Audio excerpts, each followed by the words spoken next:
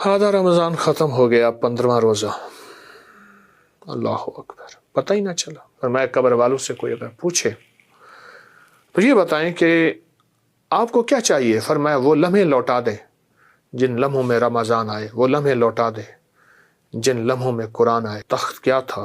तख्त था तख्त सुलेमानी। तो एक बंदा खड़ा था, उसने ऐसे देखा और देख के कहने लगा सुभान अल्लाह, तख्त हुकूमत ख़त्म होगी, इस सुभान अल्लाह का सवाब कभी ख़त्म नहीं होगा। एक दरवेश को बुलाया कि इसके साथ बैठ के कलमा पढ़े, इसको कलमा नसीब हो जाए। और इसके मुंह से बेसाख्ता निकल गया था अल्लाह अकबर, और वो कोई कबूलियत की घड़ी थी। अस्सलामु अलैकुम वरहमतुल्लाहि वबरकातुहू। आधा रमज़ान ख़त्म हो गया, 15वां रोज़ा। अल्लाह अकबर, पता ही ना चला। जिंदगी भी ऐसी ख़त्म हो जाएगी, हम ना होंगे तो किसी और के चर्चे होंगे। जिंदगी भी ऐसी ख़त्म हो जाएगी, हसरतें रह जाती हैं, हसरतें रह जाती हैं।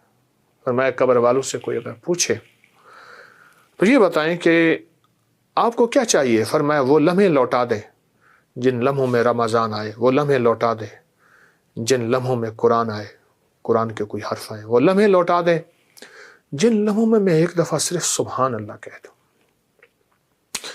हज़रत सुलेमान अलैहिस्सलाम का तख्त उड़ा जा रहा था।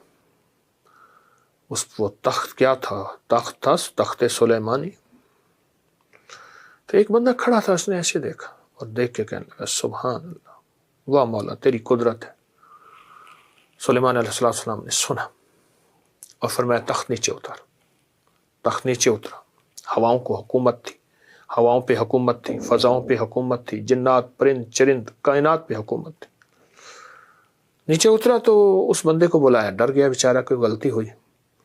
वो मैं नहीं आओ, क्या कहा तूने? कहा जी मैंने आपकी तख्त की अजमत वकार शान व शौकत को देख के और मैंने कहा सुभान अल्लाह। तो फरमाया सुलेमान बिन दाऊद का तख्त हुकूमत ख़त्म होगी, इस सुभान अल्लाह का सवाब कभी ख़त्म नहीं होगा।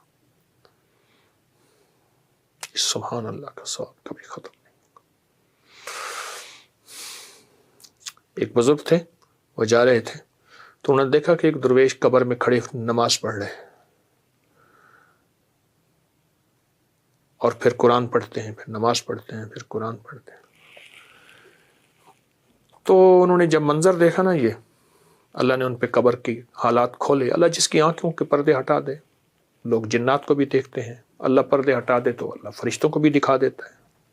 तो अल्लाह ने पर्दे दिए हुए हैं। तो उन्होंने देखा ना, जब कि नमाज पढ़ते हैं, कुरान पढ़ते हैं, उनके मुंह से बेसाख्ता निकल गया सुभान अल्लाह। तो साहिब कब्र ने कहा मेरी जिंदगी के इतने साल गुजरे हैं, मैंने इतने लाख कुरान, इतनी लाख रकअतें ये पढ़ा है, ये सारी मुझसे ले ले और इस एक सुभान अल्लाह का सवाब मुझे दे दे। कैसे? उन्होंने कहा वो दुनिया है बस कमाई की, यहाँ अल्लाह की मैंने दुआ की थी सारी उम्र, अल्लाह अगर किसी को तो कब्र में तौफीक दे नमाज की, कुरान की, तो मुझे भी दे दे। मेरी तो उस दुआ पे अल्लाह ने दी है, इसका मुझे सवाब नहीं मिलेगा। सवाब की वही दुनिया है जो अनदेखे सौदे हैं, जो अनदेखा निज़ाम है। अब तो मैंने सब कुछ देख लिया, तो मुझे एक सुभान अल्लाह का सवाब दे दे, ये सारे कुरान रकतों का सवाब ले ले। रमज़ान मौका है, रमज़ान लम्हे हैं, रमज़ान घड़ियां हैं। एक लफ्ज़ कितना काफ़ी होता है। एक बंदे का आखिरी वक्त था, तो एक दरवेश को बुलाया कि इसके साथ बैठ के कलमा पढ़े, इसको कलमा नसीब हो जाए। अल्लाह के वली थे, वो आके बैठे तो उन्होंने जिक्र शुरू किया। तो मैयत नज़ा की कैफियत में था, हालत जिंदगी के ताने बाने टूट रहे थे।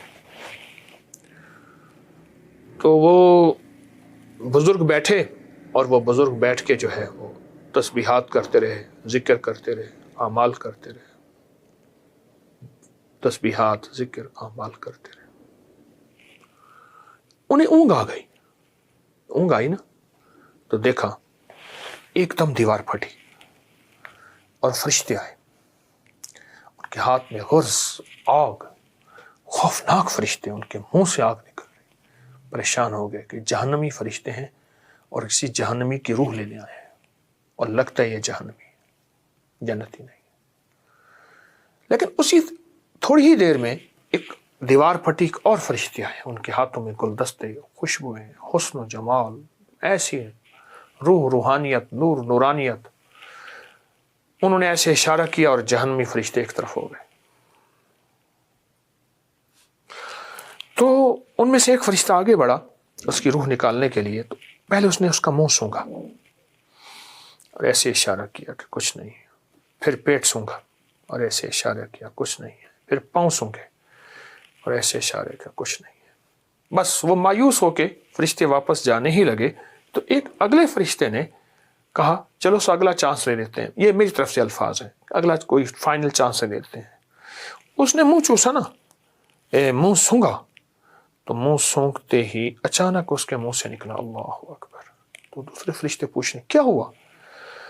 کہا فلاں نیشا پور میں اس نے اللہ کی ایک قدرت دیکھی تھی، اللہ کے نظام کو دیکھا تھا، اور اس کے منہ سے بے ساختہ نکل گیا تھا اللہ اکبر، اور وہ کوئی قبولیت کی گھڑی تھی، اور اللہ نے اس کے ایک اللہ اکبر کو ایسا قبول کیا تھا کہ وہ اللہ کے خزانوں میں سے ابھی آیا ہے، اور اللہ کا حکم ہے اس کو کلمہ لوٹاؤ، ایمان والی موت دو، اور ایمان والے اور جنتی فرشتے اس کو لے کے میرے پاس آؤ۔ اور انہوں نے اشارہ کیا اور جہنمی فرشتے چلے گئے، اور اس کی روح جنت کے رومالوں میں خوشبوؤں کے ساتھ روحم و ریحانم و جنات النعیم لے کے چلے گئے۔